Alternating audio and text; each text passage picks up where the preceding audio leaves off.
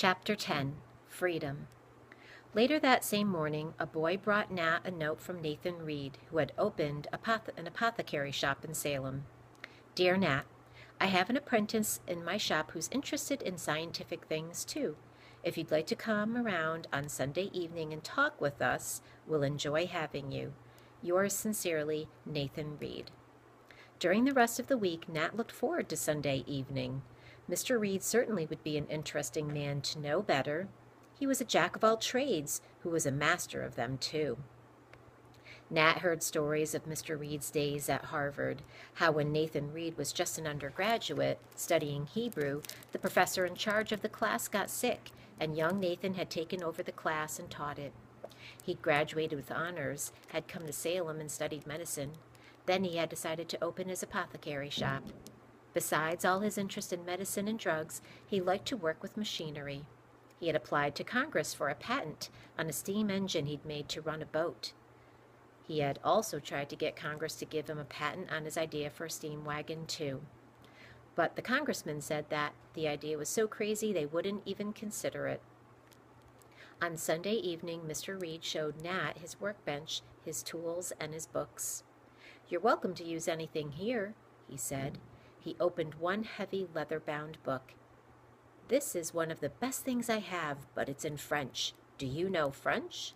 "Not yet," Nat told him, "but I could learn it." And he told Mr. Reed how he was studying Latin. Mr. Reed said, "A good idea. A grammar, a New Testament, and a dictionary, eh? I can let you have those in French." Late the next afternoon, when Nat had a few minutes of free time in the chandlery, he opened the New Testament in French. He repeated the opening words of the book of John to himself in English. "In the beginning was the Word, and the Word was with God, and the Word was God." Then he read them in French. "Au commencement était la parole, et la parole était avec Dieu, et la parole était Dieu." Frederick Geordie came in the shop. "I hear you want to study French, Mr. Bowditch. Maybe we could trade lessons. You could help me with my English, and I'll help you with your French." He saw the New Testament. "You're beginning already, eh?" "I've just looked at the first sentence," Nat said, "but I already see two words that are just the same as in English, commencement and—" Mr. Geordie clutched his head. No, that isn't the way to pronounce it." "Why not? It's the way it's spelled. But you must learn to pronounce it in French, like this." And Mr. Geordie gave the word its French sound.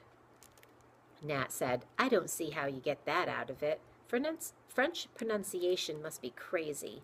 "Not at all," Mr. Geordie insisted. "It is English pronunciation that is crazy. Take three words, rough, cough, and dough. Excepting for their first letter, they are all spelled alike. But how are they pronounced?" Nat smiled. "All right, English pronunciation is crazy, but all I want of French is to be able to read it. Can you help me with that and not bother about the pronunciation?" "Never! I couldn't stand hearing you mangle it." Nat shrugged. "All right, I'll learn to pronounce it too." With Latin and Principia, with French and the Kerwin books, and his evenings with Mr. Reed, Nat filled every minute when he wasn't working at the chandlery, eating, or sleeping. December passed. A new year began. A nor'easter howled in from the Atlantic and smothered Salem in snowdrifts. For 3 days, Nat sat in the chandlery and studied almost undisturbed. The fourth morning, Elizabeth Boardman came. Nat smiled at her. "My first customer today. What can I do for you?" "When Father gets back from the West Indies, I want to surprise him." Nat smiled. "That shouldn't be hard to do. You can surprise anyone without half trying." Elizabeth studied him gravely. "Sometimes I'm not sure what you're talking about." "We're even," Nat told her. "How do you want to surprise your father?" "With a present. He always brings me something." Elizabeth's eyes danced. "This time I want to give him a present, something he can use." How much can you pay for it?" "Oh, that doesn't matter. Mother said I could get anything I wanted to." Nat studied. "Parallel rulers might be nice." Do you suppose Father has them already? Nat exploded. Of course. What sort of sailing master do you think he is? Then he apologized quickly. I'm sorry. I didn't mean to bark at you. I know. I'm just like a chair you stumble over in the dark, Elizabeth said. It isn't the chair's fault, but you kick it anyhow. Nat blinked. What are you talking about? Your brain. It's too fast. So you stumble on other people's dumbness. And you want to kick something. Nat felt his face get hot. But I shouldn't, Elizabeth agreed. No, you shouldn't, because even if people are dumb, they aren't chairs, are they? They do have feelings. Liza was right, Nat said. You do have eyes in the back of your heart. Come on over here and I'll show you how your father uses parallel rulers. He smiled. And you may ask all the questions you want to, and I promise not to bark. In the weeks that followed, he explained a lot of things to Elizabeth. Sextants and logs, spyglasses and dividers. It was March before she finally decided on the present, binoculars. When she had paid for them, she said, I'm going to watch for a ship tomorrow, up on the captain's walk on the roof of our house. Nat stared. Tomorrow? Why are you so sure he'll come tomorrow? Elizabeth flushed, fingering the screw on the binoculars. I didn't mean just tomorrow. I mean, I'm going to watch for him every morning until he comes. And she hurried out. Smiling, Nat watched her go. It hadn't been what she meant at all. She was going to watch for her father's ship tomorrow morning. And I wouldn't be surprised, Nat told himself, if Captain Boardman's ship did arrive tomorrow. The next morning, Dr. Bentley stopped at the chandlery with the news. Dr. Bentley often brought the first news of a returning ship. Almost every morning he took a walk out on the neck and stared out over the water. Captain George Crownenshield had built a lookout there for him on a high point, a solid granite base with steps leading up to a seat. There was a flagstaff there, so that Dr. Bentley could run up signals. There's bad news, Nat. A ship's coming in with its flag at half-mast. Something's happened to the captain. Nat's tongue felt thick in his mouth. What ship? Dr. Bentley shook his head. I'm not sure. I ran my signal to half-mast and then hurried back. I want to be at the wharf when the ship anchors. I know who it is, Nat thought. He felt a chill prickle his scalp and run down his spine. It was Sam who brought the final news. Captain Boardman had died in the West Indies. 2 other ships anchored in Salem Harbor that day. Men crowded the chandlery with talk and with orders. It was late that night before Nat locked the door. He hadn't thought where he was going until he found himself crossing the commons toward Captain Boardman's big white house. As he neared the house, he looked up toward the captain's walk and saw Elizabeth. When he reached the house, old Minna, Mrs. Boardman's maid, opened the door. Nat said, I don't want to disturb Mrs. Boardman. I just wanted to speak to Elizabeth. I believe she's on the captain's walk. Old Minna dabbed at her eyes with her apron. Oh, Mr. Nat, if only you will. The child is bound and determined to be up there. I can't do a thing with her. I don't dare tell her mother. I swore Elizabeth was in bed fast asleep. Nat climbed to the captain's walk. The trapdoor creaked when he opened it. Elizabeth whirled to face him. I won't come down. Oh, it's you, Nat. I'm glad. She clutched the binoculars. Mother says I may keep them. That's good, Nat said. But we won't need them for what we're going to see now. I'm going to show you how to tell time by the Big Dipper and the North Star. Can you find the dipper? Elizabeth studied the stars a moment. Is that it? Upside down? You found it all right. Now look at the stars on the side of the dipper across from the handle, and imagine a line running through them and slanting down. It goes through another star. Nat said, that's the North Star. If you think of the North Star as the middle of your clock face, and the line from it through those other stars as the hour hand, you can tell time.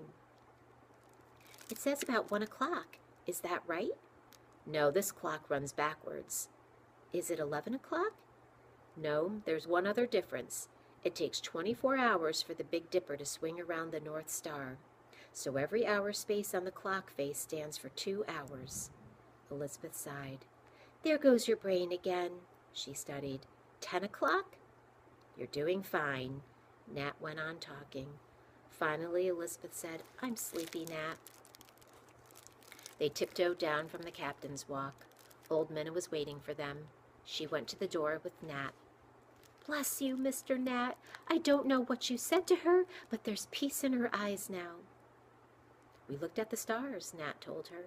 Sometimes if you look at the stars long enough, they sort of shrink your troubles down to size. Minna shook her gray head. I haven't a notion what you're talking about, but I'm sure it's wonderful. You know, you're real human-like, in spite of your brains. Nat bit back a smile. Thank you, Minna. You're indentured, aren't you, Mr. Nat?